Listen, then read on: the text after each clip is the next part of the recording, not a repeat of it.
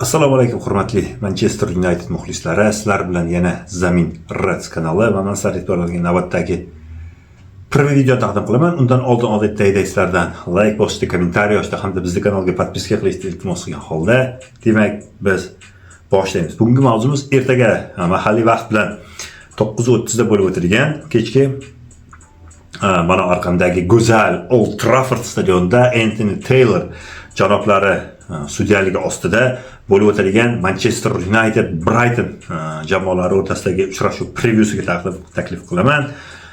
O'yindan oldin nima deyish mumkin? O'yin ikkala jamoa ham yaxshi kayfiyatda kirib kelyapti.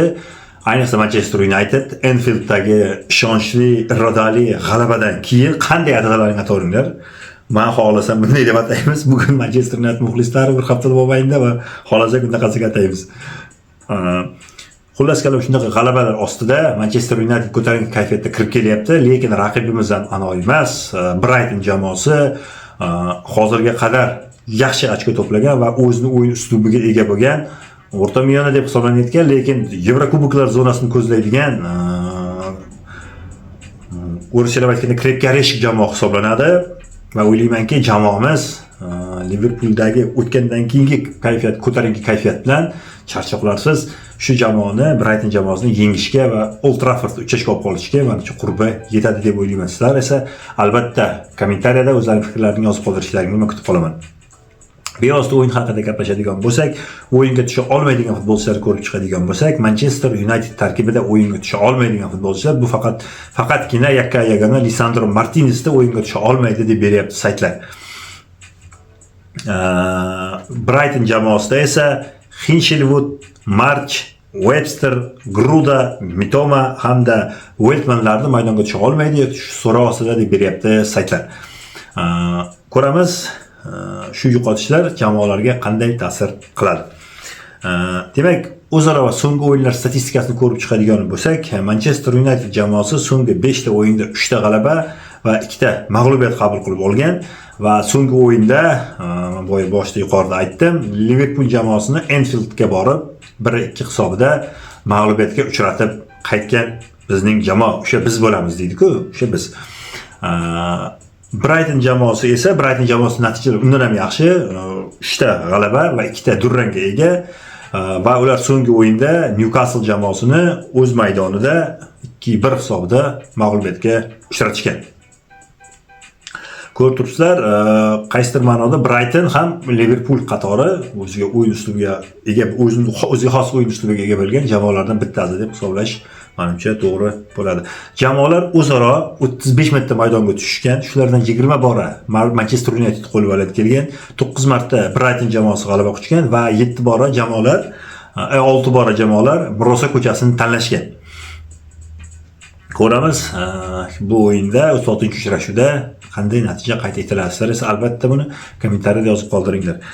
Endi turning jadvalini ko'rib chiqadigan bo'lsak, turning jadvalini ko'rib turibsizlar. Men nimaga ikkinchi o'rinni boshlab qo'ydim? Chunki ikkala jamoa g'alaba qozongan taqdirda biz mana shu nuqtagacha maksimum, agar bizdan tepadagi jamoalar g'alaba qozonsa, mag'lubiyatga uchrasa yoki ikkinchi o'ynasa, biz mana shu qatorgacha ko'tarishimiz mumkin degan ma'noda qo'ydim. Demak, ikkinchi o'rinda 3-o'ringa kechirsa Liverpool jamoasi 15 ochko 8 turdan keyin, 9-o'rinda Manchester United jamoasi 8 turdan keyin 13 ochkoga ega va bizning ta'qibchimiz 10-o'rinda Brighton jamoasi 8 turdan keyin 12 ochko jamg'argan holda bizni ta'qib etib kelyapti. Ko'ramiz, bu o'yin ham o'ziga xos qiyinchiliklar tug'dirishi aniq, lekin men ishonaman, bizning jamoamiz o'tgan safargidek irodali bo'lsa ham g'alaba qozonib ketishiga men ishonaman. O'yin uchun taxminiy tarkibni ko'rib chiqadigan bo'lsak, o'tgan o'yindagi tushgan futbolchilarni ko'rib, men o'zimcha quyidagi futbolchilar tushishi mumkin deb taxmin qildim. Sizlar esa albatta kommentariyada o'zlaringiz fikrlaringni yozib qoldiringlar. Demak, darvozada Seni Lamens qo'yishimiz so'zsiz, chunki oxirgi 2 ta o'yinda Lamens tushganda birinchidan g'alaba qozonyapmiz va ikkinchidan ishonchli o'yin namoyish qila olyapti. Himoyada Luke Shaw, Harry Maguire, Matthias de Ligt'larni qo'ydim men, chunki Shawni biz qanchalik wingerligini ta'kidlab o'tsak ham, Amarim uni baribir menimcha so'nggi himoyachi sifatida sinab ko'radi. Ikkita qanotda Amad Diallo hamda Diego Dalotlarni qo'ydim men. Hatto Diego Dalotda juda ko'p xatoliklar kuzatiladigan bo'lsa ham, menimcha Amarim shu futbolchini nima deydi xizmatlaridan yana foydalanadi deb o'ylayman. Markazga esa ikkita bizni yarim himoyachilarimiz Bruno Fernandes hamda Kazemirolarni qo'ydim men. Ikkita mehnat qiladigan futbolchilarimiz va o'ylaymanki, o'tgan o'yindagi kabi Bruno Fernandes ham hal qiluvchi so'zni ayta oladi o'yinda. Hujumchi ortida Mason Mount hamda Brian Mbeumolarni qo'ydim men va hujumga Benjamin Sheshkoni qo'ydim men, chunki Sheshko o'tgan o'yinda ikkinchi taymda maydonga tushgan, ikkinchi taym yarmida va o'ylaymanki, Brightonga qarshi o'yinda maydonga tushadi, Svejivo va albatta o'zining so'zini aytib, bitta yoki ikkita gol ura oladi. Men bunga ishonaman. Sizlar esa o'zlaringiz fikrlaringizni albatta kommentariyada yozib qoldiringlar. Mana shu paytgacha sizlarga yetkazmoqchi bo'lgan ma'lumotlarim shundan iborat edi. Sizlardan odatdagidek like bosishni, kommentariy yozishni hamda bizni kanalga podpiska qilishni iltimos qilgan holda sizlar bilan xayrlashaman.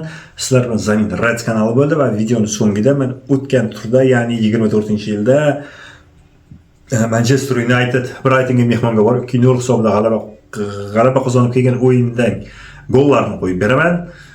Sizlardan esa boya aytganda aktivlikni kutib qolgan holda sizlar bilan xayrlashaman. Xudo xolasa ertaga yaxshi kayfiyatlarda o'yin tahlilini yana sizlarga taqdim qilaman degan umidda xayrlashaman. Xayr. O'zlaringizga asranglar.